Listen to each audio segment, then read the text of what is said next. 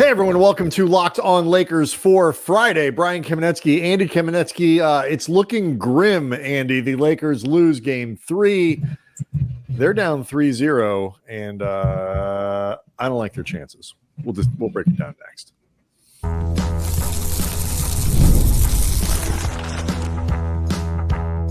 You are Locked On Lakers, your daily Los Angeles Lakers podcast, part of the Locked On Podcast Network. Your team every day. Thanks to everybody for making Locked On Lakers your first listen of every day, Monday through Friday, no matter how or where you get your podcast. This one's always free and never behind a paywall. And Locked On Lakers on YouTube is over 23,000 subscribers are wondering, Andy, if the Lakers can be the team that makes history. Nobody's come back from a 3-0 deficit, Andy, to win a series. It will happen at some point. Why can't it be the Lakers? As I like to say, nobody beats the Los Angeles Lakers 12 times in a row. And that's what Denver's going to have to do to sweep them out of the building. To quote the great Han Solo, never tell me the odds. By the way, in NBA history, teams down 0-3. They are 0-151 in series. You know what that tells me? The Lakers are due. 0-3 is due, Andy. They are due for a big comeback. All right, I'm not holding on to a lot of hope. I'm not going to lie. The Lakers lose 112-105 is the final in game 3. And this one was one where I felt like the Nuggets really just slammed the door on the Lakers, whereas game 2 obviously was one the Lakers could have and should have won. This one, you just felt the Nuggets exert their betterness over the Lakers in slow and kind of cruel ways as the game went along. Yeah, the Lakers had got off to a pretty good start. They were up 10 at the end of the first quarter, but Denver just began, as they often do, chipping away. The lead was down to 4 at the half. The Laker offense truly crapped the bed in the second half of the game. And just the idea of, as you said, Brian, exerting your betterness, this is how you really know just how good, LeBron said after the game that Denver's offense, their starting 5 does not have a weakness offensively. This is how you know that they just have the ability to get it done in so many different facets in ways that, depending on the matchup, become unguardable. The leading scorer for Denver tonight was Aaron Gordon, 12 of 18 from the field for 29 points, 15 rebounds, 5 on the offensive glass, 3 assists, a steal. I mean, I actually tweeted out that one of my observations after the opening 2 games of this series was that the unsung hero for Denver has been Aaron Gordon. And, you throw in 20 points from Michael Porter Jr., who just keeps draining shot after shot after shot, had 10 rebounds to go along with that. Like Nikola Jokic he was 1 assist shy of a triple-double, but he was in foul trouble for some of this game. Like, you could tell that he was, I don't want to say apprehensive, because Nikola Jokic never looks apprehensive. And, if you see this shot of him doing his post-game interview, this is just the look of a man who is exceptionally casual. He's doing relatively carefree at this point, I would say. Doing a post-game interview with his legs crossed and his arm up on the couch. Like, you expect someone to walk over with a cigarette and a beer, and he earned it. But Jokic did not have to truly exert himself. Jamal Murray has been held under his averages from the field, drastically below the entire series, and it just doesn't matter. Well, it doesn't matter in part because he still hits these timely shots. But the Nuggets never fall too far behind for it to be too little too late. They did fall behind by 20. So, apparently there is no distance that they can't make up. It's, they had 4 guys, 4 of their 5 starters were over 20 points. And it's sort of an average game from Jokic. Like, it's scary that essentially a 24, 15, 9, almost triple double is a kind of a meh game from him.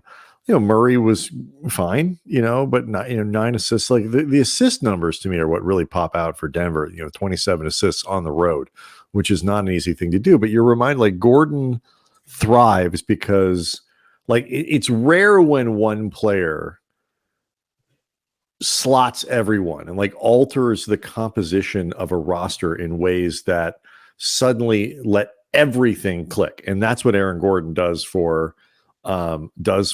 And then, for the Lakers, especially with the guys that they're missing, Michael Porter Jr. is just a horrible matchup for them because, he's got some limitations as an offensive player, but in terms of being a great shooter, there don't seem to be many against the Lakers. Right, no, they don't manifest against the Lakers. I don't exactly know what those limitations are, but at 6'10", what do you think? He's not putting the ball on the floor like Jamal Murray and breaking people down or whatever. He's just a great shooter, but at 6'10", it is really hard to find somebody to guard him.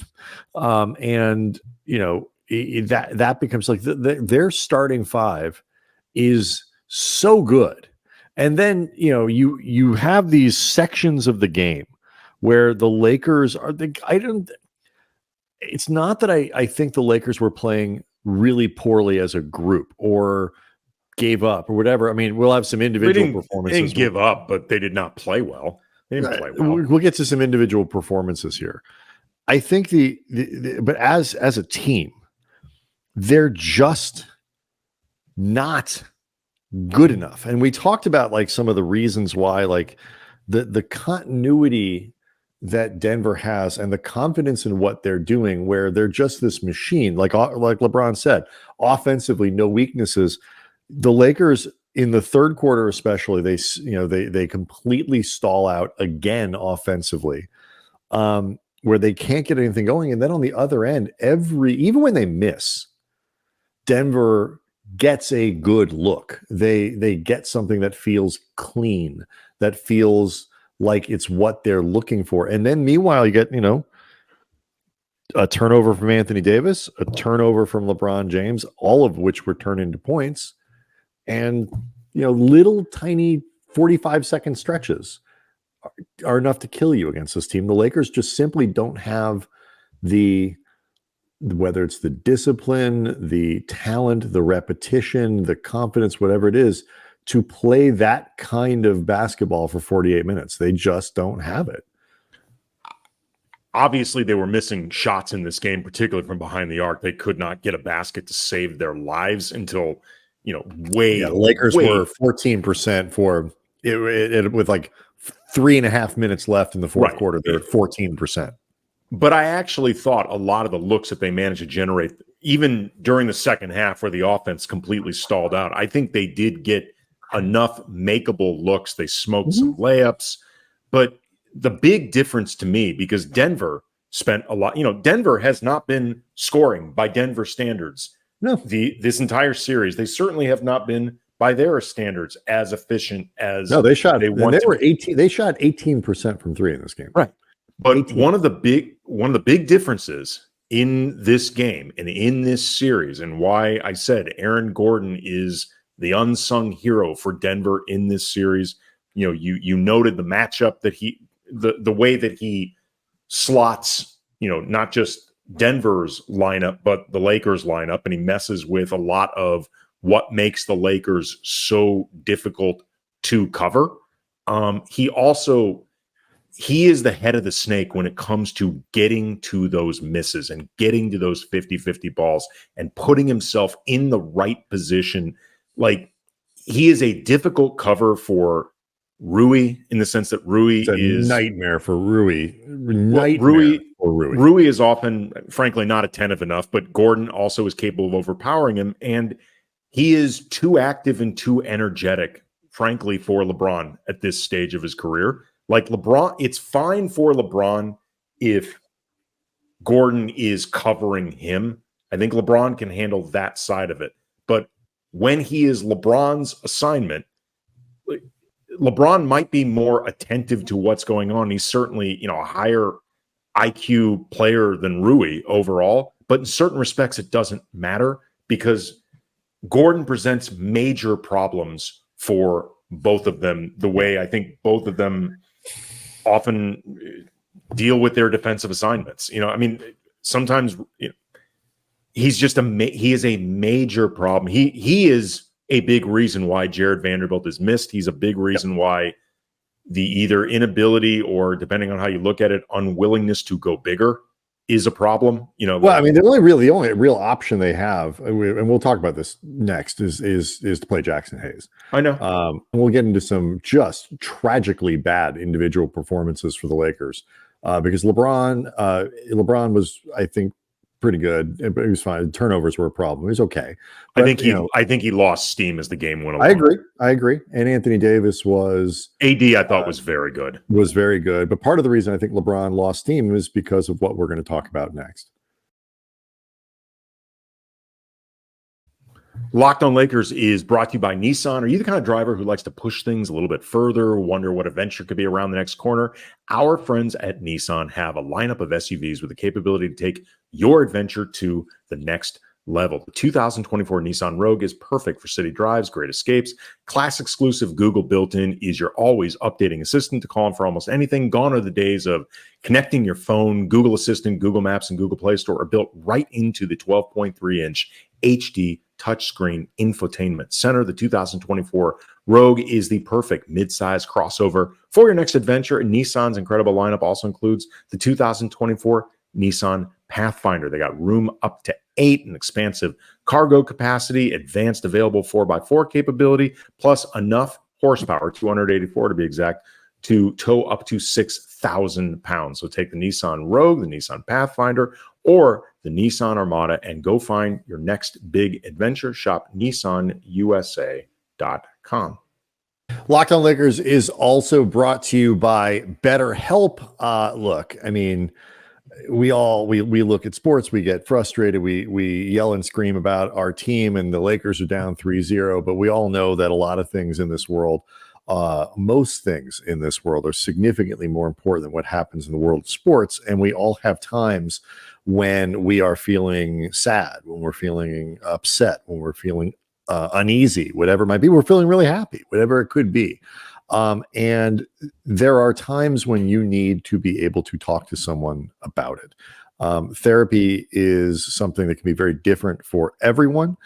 Most people have something that they can really benefit from in terms of having a person, a therapist that they can talk to, a neutral party, somebody who can give them be a sounding board and come back with the right kind of advice for them. So if you're thinking about starting therapy, give BetterHelp a try. It's entirely online, designed to be flexible, suited to your schedule. It's really important so you can stay with it. You can find a therapist that fits for you. So visit BetterHelp.com/LockedOnNBA to get 10% off your first month. That's BetterHelp, HELP.com/LockedOnNBA. So, Andy, the Lakers are in a situation where, everybody knew they were going to have to play really well, and guys were going to have to elevate to for them to have a chance to win this game. We talked about or win this series. About the only thing that we put in sort of the things that must happen for the Lakers to win is Anthony Davis essentially playing level with Jokic. I mean, you can argue Jokic has a more impact in this. He's got the ball in his hands more. He's their point guard in a lot of ways. In ways he's better than Anthony Davis. Right. And he's got a better team around him, which makes a difference too. Also helps. But Anthony Davis, 33 points, 15 rebounds, 3 assists. You can't complain about the work that he did in the series. Fourth quarter aside in game 2, the numbers were still there, and the first half counts for something that he had. Everything else in terms of the other guys, LeBron, call it a neutral, but when you talk about the other players that have to play well for the Lakers, Rui Hachimura had his 3rd straight awful game. Just awful, invisible game. 5 points, 2 rebounds, an assist, smoked a layup. He hit 2 of his 4 shots, but he smoked a layup, missed 2 free throws in the fourth quarter. that were incredibly critical. Austin Reaves, he finished with 22 points on 8 of 17 shooting, but that is extremely wildly misleading because 10 of those points came in the last 2.5 minutes or whatever after the Lakers were really out of the game. He scored 10 points, made his final 4 shots, including 2 3-pointers. So up to that point, he was 4 of 13 from the floor, 0 of 3 from 3-point range, for 12 points. And that, Andy, looks like a Hall of Fame effort compared to what D'Angelo Russell provided, which was nothing. Like bagels, donuts all over the place. No points, 0 of 7 from the floor, 0 of 6 from 3-point range. He had 2 assists. He had 1 turnover. And so this game was a game where he was genuinely bad, and not like it was in game 1 where he kept his aggressiveness, where he was engaged in the game and all that. He just had a bad shooting night. This game was god awful in every way. And, D'Lo said he's ready. He wants the smoke. He was ready for the smoke going into this series. Well, congratulations. You are going to get the smoke. The smoke is all yours, D'Angelo Russell. Today, tomorrow, and through the summer. A very bad sign of how things went for D'Angelo Russell in this game. On Twitter, on our timeline, there were 2 different spellings of D'Lo trending. There was D'Lo with an apostrophe and D'Lo without an apostrophe. But given the context of his game tonight, I'm like, that's not good. Nope. That's not good at all. And look, I mean, we've both been very big proponents of D'Angelo Russell. We've both said that there are elements of his reputation and perception that we don't think are accurate or fair. But tonight was a night where his team needed him, and he was beyond MIA. I mean, it was just a non-existent performance from him. It came on a night where three Laker bench players scored. Like, hallelujah, hallelujah. To think the Lakers wasted that.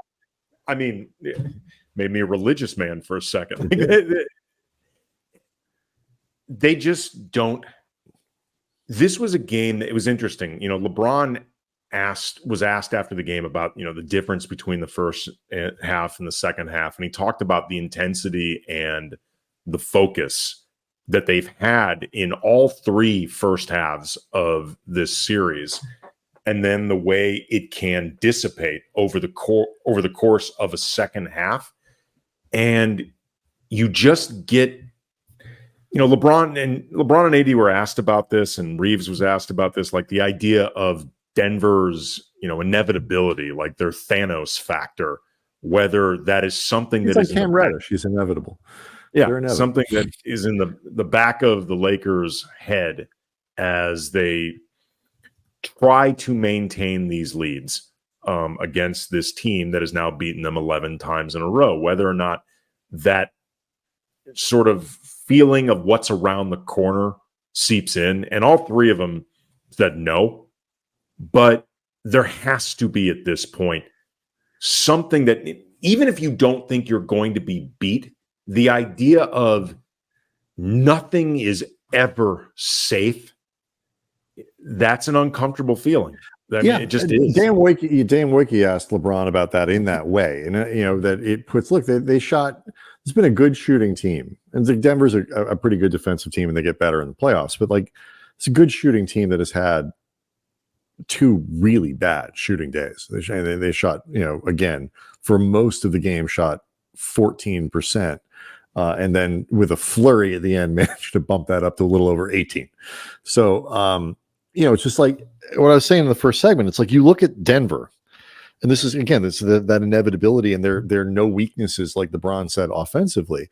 You look at it, and KCP only had 5 points, but you have to take him very seriously as a shooter. So he still spreads you out, he keeps you honest, and all that kind of stuff. Excuse me. And behind their 2 stars, They had Aaron Gordon with 29 and Michael Porter Jr. with 20. Both of those guys have just throttled the Lakers throughout this series. The Lakers behind LeBron and AD, who collectively I think are doing their jobs. LeBron getting a little tired and all this.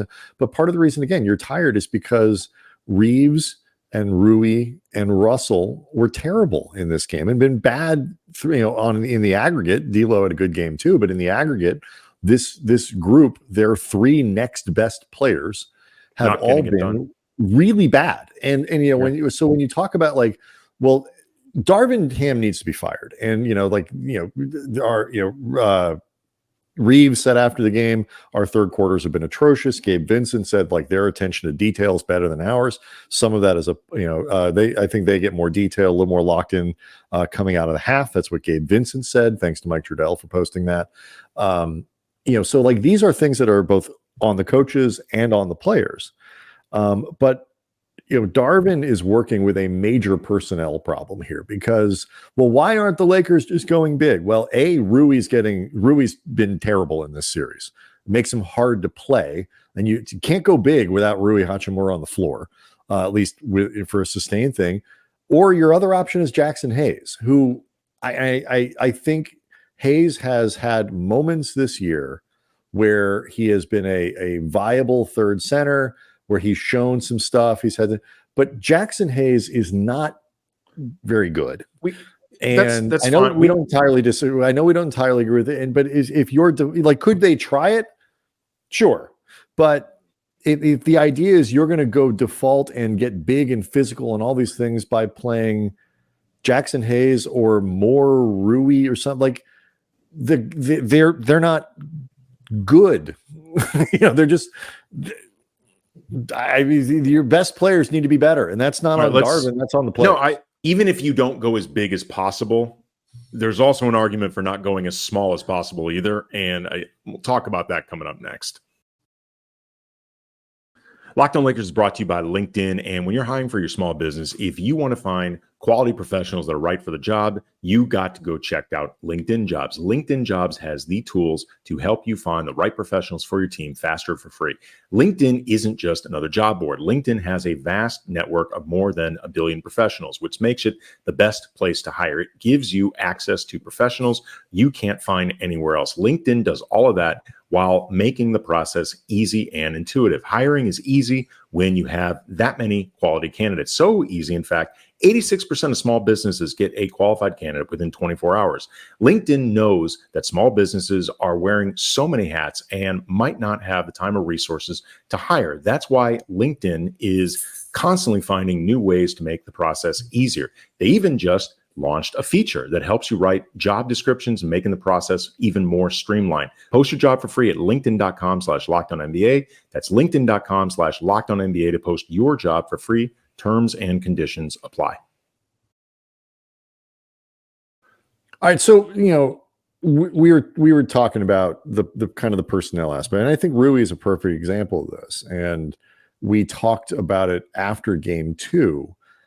There's Rui is a starter. Rui has a lot of value because he can usually find a guy. He can be the beneficiary of a mismatch because so much attention needs to be played to LeBron, to Anthony Davis, maybe to Russell or Reaves if one of them's in the backcourt. And there's usually not another third large human to guard Rui.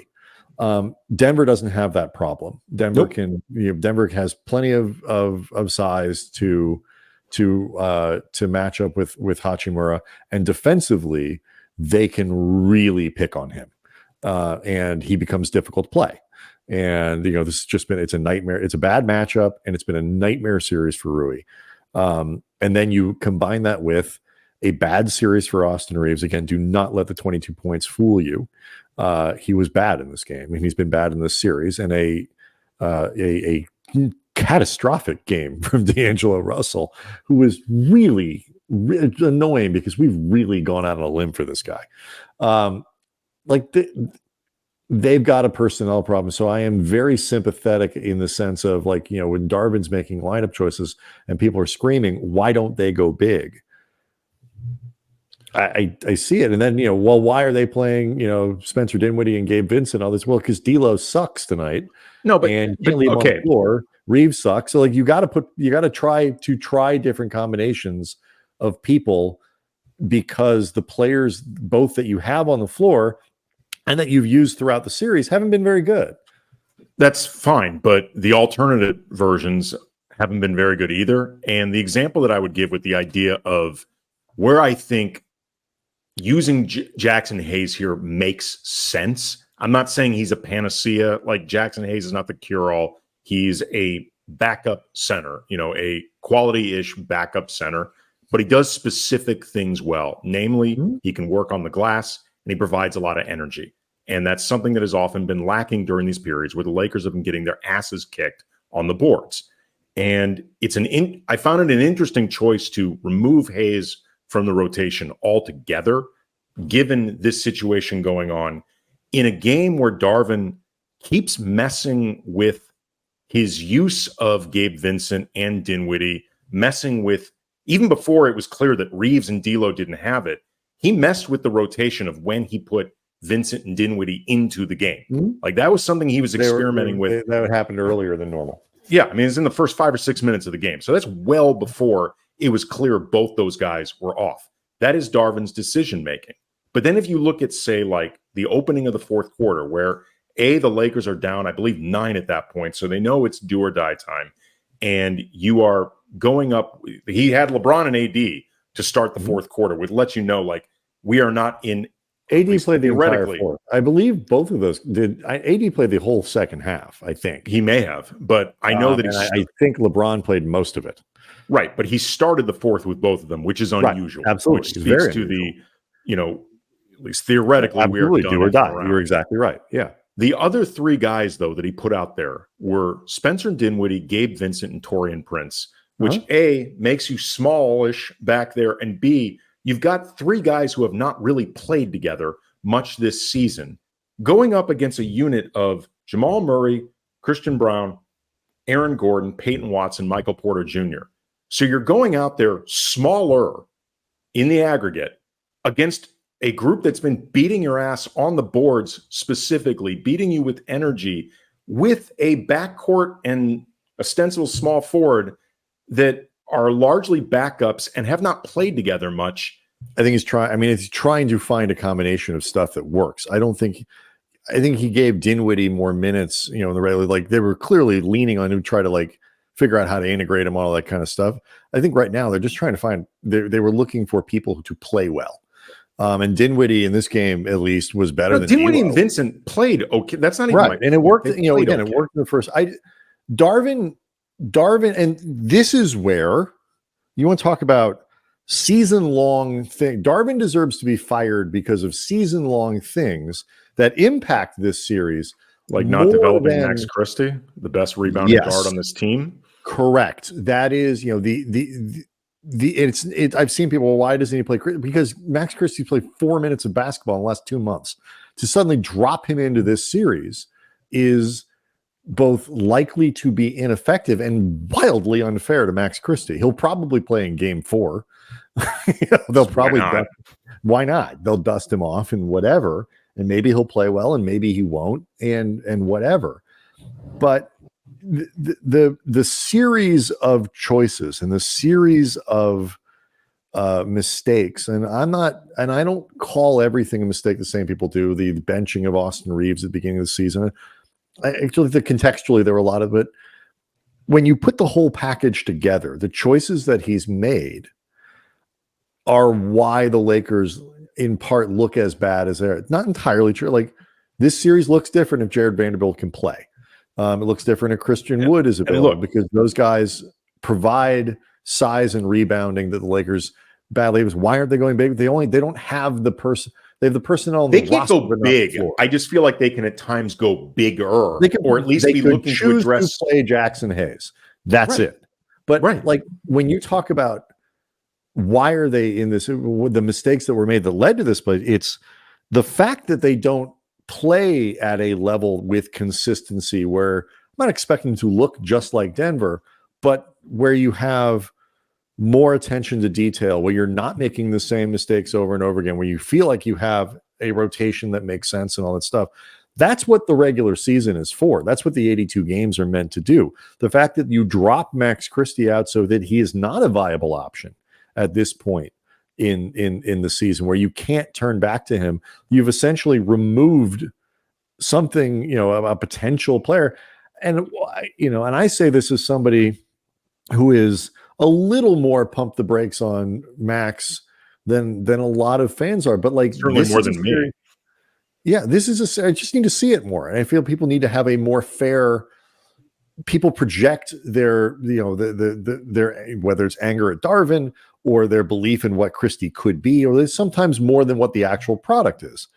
But part of what you need to be able to do as a coach is take this player who has a skill set that is valuable to your team, or could be valuable to, and figure out how to make it missing on the team all year. And figure out how to make it something that you can use, so that when you get to a place like this, your choices, you do have one more choice of a guy that you can put out on the wing.